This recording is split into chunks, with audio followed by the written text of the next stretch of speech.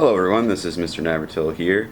In this video we're going to be taking a look at how to create custom shapes on the computer, on the MakerStation, so that you're able to cut out your project pretty accurately. Whether you're using the plywood or whether you're using a piece of acrylic, the process is going to be the same. So in a previous video I showed how to create and laser cut photographs, and what we're going to attempt to do actually is cut this out with the laser cutter using a rectangle. So we're going to head over to the MakerStation. Once we're on the MakerStation and you have your photographs kind of still loaded up, what we're going to do is use a rectangle tool over here in Inkscape to create the outline for the laser to actually cut the piece of wood out. So I'm going to come over, I'm going to click on the rectangle tool here. And at this point you can kind of just click and drag and create any size rectangle you want, because we're going to be using all of the different components up here to actually make a perfectly sized custom rectangle. So at the moment it's still kind of in this rectangle tool with all of these numbers up here. So what I want to do actually is I want to hit the select and transform tool.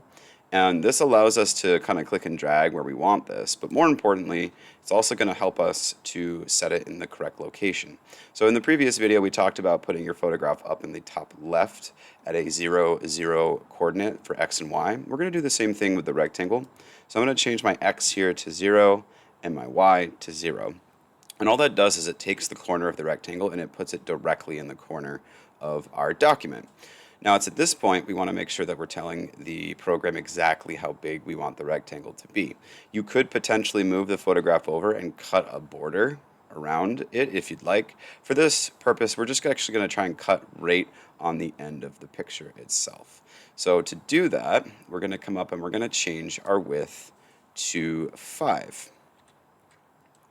And this kind of was our automatically set up because our picture was exactly 5, but you're going to notice that it doesn't come down far enough to hit the bottom of the photograph. And if you try and change the height over here, and let's say we click on 4, it's going to automatically adjust our width as well. So we don't want that. Now with our photographs, we wanted to lock the aspect ratio here. So what we're going to do with this rectangle instead is we're going to unlock it. We're going to change our width to that 5. And then we're going to attempt to try and get this as close as we can to the bottom of the photograph. So for this instance, let's try 3.5. Obviously that's way too far up, so we can go to 3.75. And that seems to be about the exact measurement for the height of the photograph. So we should be all set at this point. There are a couple more things we have to do before we send this to the laser cutter. First being, we don't want to laser the picture again. So what you can do now is click on the photograph and actually hit the backspace key, and that will get rid of it. We only want to laser and cut out the photograph. Now from here, the laser cutter automatically will take lines from Inkscape and cut through them, but only if we set them to specific values. So I'm going to click on the rectangle again. And this option over here, fill and stroke, should be open for you. If it's not, all you need to do is come up to object and hit fill and stroke. So for the fill and stroke, there's 3 different options. The first one is fill. And what you need to do is tell the program that we do not want to fill this line. So we're going to hit the X button here. Then we're going to come over to stroke paint. And for here, we do want to actually set this in. So we're going to click on this little rectangle here. And it might show up as kind of a random color. Now you can change the color of this line to a bunch of different things. Inkscape's pretty cool like that. But for our purposes, we want all of these bottom, the 0 and the 0 for the G and B, but we do want to take the red and we want to change that all the way to 255. That's pretty much as red as you can possibly make something in Inkscape. Now the last thing we need to do, make sure that you have it selected here, is we're going to come up to stroke style. At the moment, this rectangle is set to 0.01 inch in width. The program that uses the laser cutter will automatically identify lines to cut if it is all the way red, and if we change this width to 0.001, and then I'm going to hit enter. Now the interesting thing, if we kind of click off the rectangle, it appears as though the rectangle has disappeared. That is not the case. All you have to do is zoom in and you'll find that it is in fact still there and it's still in the correct location. The reason why it almost disappears is because that line is so thin at 0.001 inches that when you zoom out, it kind of looks like it disappears. But it is in fact still there. So we're actually all set. We're going to go ahead and hit File, Print to send this over to the laser cutter. Now, when this pops up, we're going to hit Epilog Engraver as we did before. We're going to hit Print, and our program is going to load. Now, again, the bug right now, unfortunately for Epilog Dashboard, is this comes in with the improper dimensions for our stock. So we're going to go back to Inkscape, and we're just going to simply hit Print again, and we're going to hit Epilog Engraver and hit Print. For some reason, that seems to fix the problem at the moment. So we're going to pause here so that we can get the laser cutter set up. So at this point we can take our stock, whatever it is that we're trying to cut the shape out of, and we're going to go ahead and put it in the laser cutter. So I'm going to bring this over. We're going to open up the lid here, and we're going to take and place our stock in the corner of the laser. Now it's very important to note that the piece is being pushed up against both of those rulers in the back kind of as tightly as you can. So there shouldn't be any space here or here. Once you have it placed correctly, we're going to go ahead and close up the lid. And we'll go back over to the MakerStation. When you have your laser cutter all set up, you have your piece of stock inside, and you've made sure that it's up against the two rulers, you'll notice that the camera is going to turn on for us. Please make sure that you have the right laser selected. So we're actually on laser 2 at the moment. Laser 1 is currently on, but our stock is not in there. The plywood is not in there.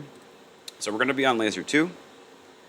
And we can see here, if we use the mouse wheel and zoom in a little bit, that it's actually perfectly lined up. We did a good job in doing the dimensions correctly.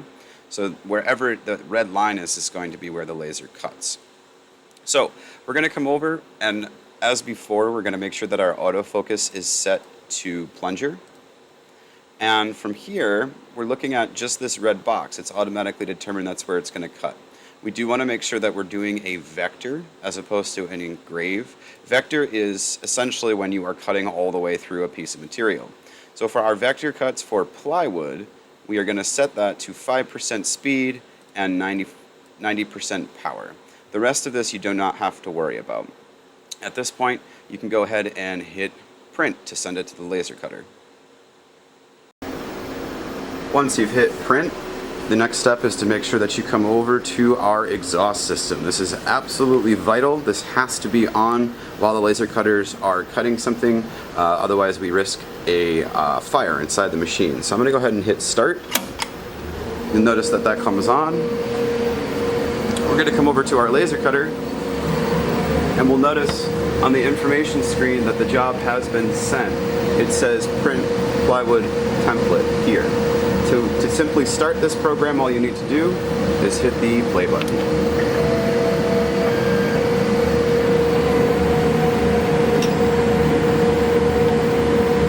And as you can see, it's just simply going to go pretty slow, and it's going to be cutting out that shape that we drew on the program. When the program is done, you'll notice that it says idle here, and it will also give us a recap on how long that job took. So it's at this point we're actually safe to open the laser cutter. Nothing in it is actually hot, so you don't have to worry about burning yourself, but you do need to worry about hitting this nozzle here where the actual laser is. Be careful to slide your project out and not up and into it. You'll notice that our photo has actually been cut out. So we can take these things, bring them over to one of the workbenches, and as you can see, we've cut the photograph directly out of a piece of plywood. So it came out pretty good. It is good to note that you do not have to do a rectangle. You can draw pretty much any shape that you want in Inkscape and bring it over, and it will cut those shapes out of whatever material you're using. You can also use things in Onshape as a picture template and be able to trace basically any shape possible and be able to bring that into Inkscape, which will then transfer to the laser cutter. So this has been how to cut out a shape on the laser cutter.